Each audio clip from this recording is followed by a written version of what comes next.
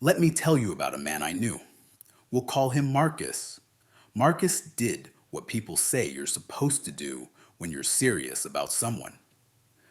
He stood beside his partner while she worked towards something bigger. He picked up extra shifts so she could focus. He covered the boring parts of life most people only notice when they fall apart: rent, groceries, schedules, repairs, errands, the endless little responsibilities that keep a household stable. He took pressure off her so she could perform under pressure. He didn't do it to score points. He did it because he believed in us. He believed in the partnership. He believed that if one person is climbing, the other becomes the base, because that's what a team does. Then it happened. She finished the program. She got the job. The income jumped fast. Overnight, she wasn't just doing well, she was doing better than Marcus. A lot better. And Marcus felt proud, not threatened. Proud. He thought, we made it through the hard chapter. Now we finally get the good one. He expected the relationship to get easier. He expected the sacrifices to pay off in peace. He expected more stability, more gratitude, more closeness, because when you endure difficulty together, you assume it bonds you. 2 years later, she ended the relationship. She didn't frame it like betrayal. She framed it like personal growth. We've grown apart. I've changed. I'm thankful for your support during that phase. The way she said it felt less like a partner talking to a partner and more like someone thanking a helpful stranger after a long project. Marcus was stunned, not because he thought relationships are guaranteed, because he genuinely believed he'd done the right things: loyalty, support, consistency, presence, the stuff everyone claims matters most. And now he was staring at a reality that didn't match the story he'd been sold. Somehow being the man who helped her rise became the man she no longer wanted beside her. Today, I want to talk about something that happens more often than people admit. What can happen to a relationship when a woman starts earning significantly more than her male partner?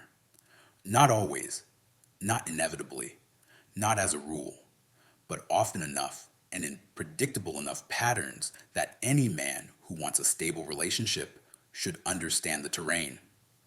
This isn't about whether women should work, earn, lead, build careers, or pursue ambition. They should, if that's what they want. This isn't a complaint about success. This is about relationship dynamics. What money changes, what status changes, what power changes, and how attraction and respect can shift quietly when the structure underneath a relationship gets rearranged. Because money doesn't just pay bills. Money changes leverage. Money changes options. Money changes how conflict plays out. Money changes who feels replaceable and who doesn't. And pretending it doesn't is how good people get blindsided. 1. The first truth: money changes power inside a relationship. We're supposed to say love is pure and economics don't matter. That's a nice slogan, but slogans don't run relationships. Behavior does. Money affects who has more freedom to leave, who sets the standard of lifestyle, whose work gets treated as serious, who has more social mobility, who makes the final call when there's disagreement, who feels dependent, who feels entitled. Even in relationships where nobody talks about it, those realities exist in the background like the bass line in a song. You might not consciously focus on it, but you feel it. When a man earns more, there's often an unspoken structure. He's the primary provider, the backstop, the "we're safe" button. That structure can be stable because it lines up with expectations a lot of couples still carry sometimes without realizing it. When the structure flips and she becomes the primary earner by a wide margin, The relationship doesn't just get new numbers in a bank account, it gets a new shape. And that new shape can create friction both people struggle to name. Two, attraction isn't a committee decision. Here's where the conversation gets uncomfortable because everyone wants attraction to be fully logical. People want it to be about fairness and intention and values, but attraction is not a policy position. You don't vote on it. Attraction responds to perception, perceived strength, perceived competence, perceived stability, perceived status, perceived leadership, perceived value. That doesn't mean someone who earns less has no value. It means the interpretation can shift, especially if income is tied to identity inside the relationship. When a woman suddenly earns significantly more, some women can maintain admiration and desire without issue, particularly when the man has strong purpose, competence, and leadership in other domains. But in many cases, something subtle happens over time. She stops looking up in the way she once did. The sense of, I'm with a man I respect deeply, gets replaced by I'm with someone I've surpassed. The relationship begins to feel less like partnership and more like mismatch, not because the man became worse, because the frame changed, and perception drives behavior. Behavior drives outcomes.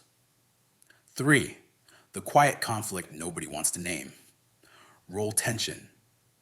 A lot of modern couples believe in equality. Many genuinely mean it. They'll tell you it doesn't matter who earns more, but there's often a gap between what people believe intellectually and what they feel instinctively. You can be progressive in your opinions and still have ancient expectations in your nervous system.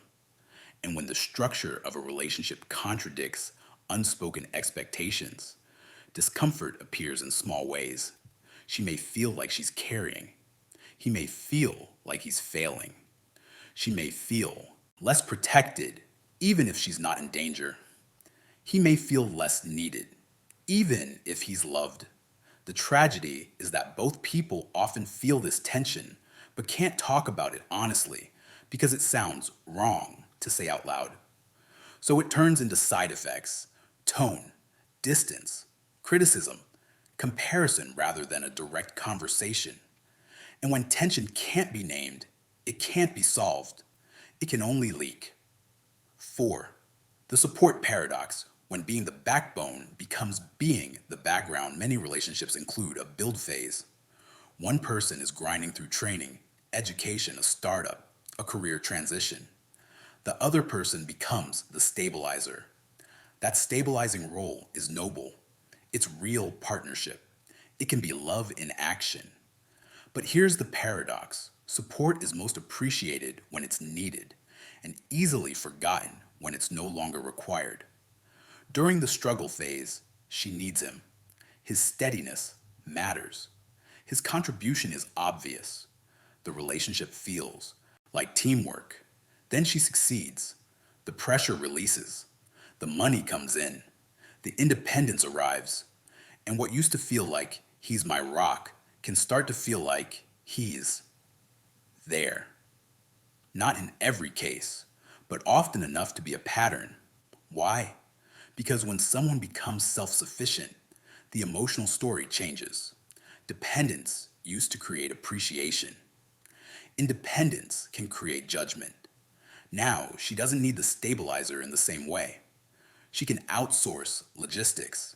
She can hire convenience. She can buy time. She can solve problems with money. So the man who carried weight during her climb can start to feel less essential to her new identity. And here's the brutal part. Sometimes he also becomes a symbol of her past, of the stress, of the grind, of the version of herself she had to outgrow. That's not fair. It's not moral, but relationships aren't run by fairness. They're run by perception, emotion, and meaning. 5. Success changes social context, and context changes comparison. When she levels up professionally, her world expands. new colleagues, new events, new circles, new standards, new conversations about status and achievement, new visibility. In those spaces, she's exposed to men who match her new reality, men at her level, above her level, men who don't trigger the feeling of I'm ahead here, even if she never cheats, even if she stays loyal on paper. Comparison becomes constant, and comparison is relentless. It doesn't need permission. It doesn't ask if it's fair. It just happens.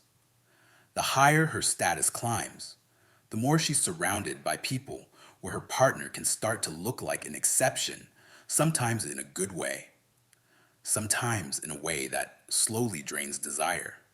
And the mind starts whispering, is this the best fit for who I am now? Would my life feel easier with someone more aligned? Why am I the one carrying the momentum? If those thoughts are answered with respect, purpose, and leadership from the man, the relationship can stabilize. If they're answered with drift, insecurity, resentment, or passivity, the relationship starts to decay. 6. Financial independence reduces tolerance, especially when respect is fragile. Here's a dynamic men rarely anticipate. When someone depends on a relationship economically, they tend to tolerate imperfections longer. Not because they're calculating or fake, because leaving has consequences. Consequences slow down impulsive decisions. They give space for repair. They create friction that forces people to try. When she becomes fully independent, especially when she earns much more, that friction disappears. Suddenly, walking away doesn't threaten her stability. Ending the relationship doesn't feel risky. Starting over doesn't feel scary. Being picky feels affordable. So small irritations that would have been manageable become deal breakers. The same flaws that were tolerated during her climb now feel unacceptable in her success phase. Not necessarily because the flaws got worse, because her tolerance got lower. And when the exit becomes easy, people use it more. 7. How the breakdown usually happens. Not with a fight, but with a temperature change. Most of these relationships don't collapse in one dramatic event. They cool down. First, it's subtle. Her tone changes. Affection becomes less spontaneous. Physical proximity decreases. Curiosity about his day fades. She spends more time on her phone. She forgets to check in. The relationship starts running on logistics instead of connection. Then the criticism starts, often disguised as honesty. You're not ambitious. You don't push yourself. You're stuck. I need more from a partner. I feel like I'm doing everything. The man feels confused because the relationship used to work. He thinks, I'm the same guy who supported you. Why am I suddenly not enough? And here's the devastating timing gap. He notices the problem when it becomes visible. She's been processing it for months, so when the conversation finally happens, he thinks it's the beginning of repair. For her, it's the final chapter being read out loud. 8. The hard truth. Commitment isn't always symmetrical. A lot of men stay in relationships because they believe in what they built. They feel duty. They feel responsibility. They stay even when they're unhappy because they treat commitment like a vow to themselves. Many women stay when the relationship feels emotionally fulfilling, safe, and beneficial to their life emotionally, practically, and yes, sometimes financially. That doesn't mean women are shallow. It means humans respond to incentives. Everyone does. If a relationship stops feeling like it improves her future and she doesn't need it for stability, she's more likely to leave, especially if she believes she has better options. If a man doesn't understand that, he assumes her staying equals deep commitment. But presence isn't proof of commitment. Sometimes it's a convenience. Sometimes it's inertia. Sometimes it's good enough for now, and good enough for now expires. 9. Career ambition can quietly starve a relationship. Success costs time, it costs attention, it costs energy. When a career becomes the main source of pride and identity, the relationship often becomes the place you recover, not the place you invest. She comes home drained. She wants silence. She wants decompression. She wants to reset for tomorrow. The relationship becomes a base camp, not a destination. If the man has his own mission and emotional stability, this can be navigated. If he doesn't, if he becomes passive, resentful, or dependent, the relationship starts to feel like another burden on her calendar. Then the cycle forms. Work gives her competence and praise. Home gives her problems and pressure. She invests more in work. The relationship gets less attention. Home feels less satisfying. She invests even more in work. That spiral can end with one sentence: I don't think this is working. 10. The man's experience. Being slowly devalued is a special kind of exhaustion. A relationship where you're openly hated is obvious. You can respond. A relationship where you're subtly devalued is poison because it's everywhere and nowhere. The man feels constantly evaluated, constantly compared, constantly behind. He starts to second guess himself. He tries harder in the wrong ways. He over explains. He apologizes too much. Or he shuts down. And because men are often trained to take it and stay quiet, they don't talk about it. They carry it alone. They pretend it doesn't hurt. They call it stress. They call it fatigue. They call it work. Meanwhile, the body keeps score. Sleep gets worse. Confidence erodes. Health declines. Irritability rises. He starts losing his edge. And losing your edge is the fastest way to lose respect. Not because a man must be perfect, because a man must be grounded. 11. The ideological trap. It shouldn't matter is not the same as it doesn't matter. Modern culture says roles are interchangeable and income shouldn't affect attraction. That's an ideal. But people don't live in ideals. They live in psychology. You can sincerely believe income shouldn't matter and still feel a shift in desire when you perceive your partner as lower status relative to your new world. That conflict creates guilt, and guilt often turns into projection. He's insecure. He can't handle my success. He's not supportive. Sometimes that's true. Sometimes it's a story that hides a deeper truth.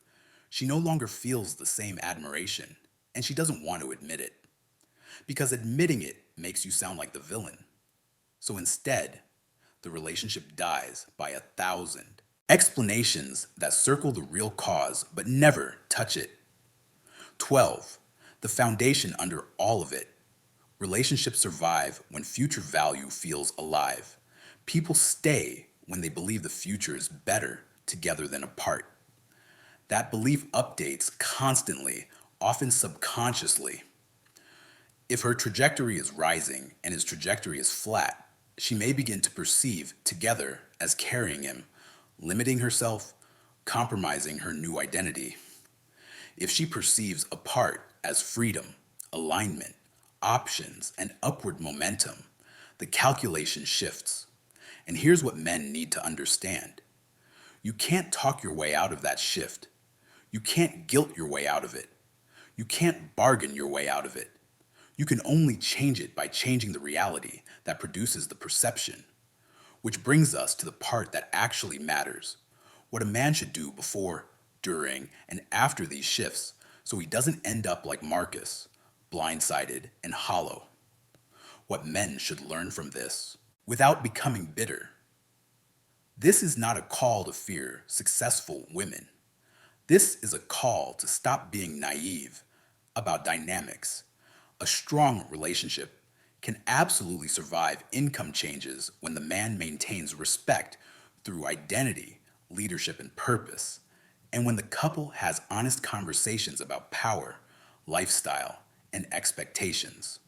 So here's the playbook that's real, not trendy. 1. Keep your own trajectory always. If you tie your identity to being the supportive guy while neglecting your own mission, you create a dangerous dependency. Support her, yes, but never abandon yourself. A man needs forward motion professionally, physically, socially, spiritually. Not because money is everything, because direction is everything. Women respect momentum. They respect purpose. They respect a man who is building. If your whole story becomes, I helped you, you are living in the past.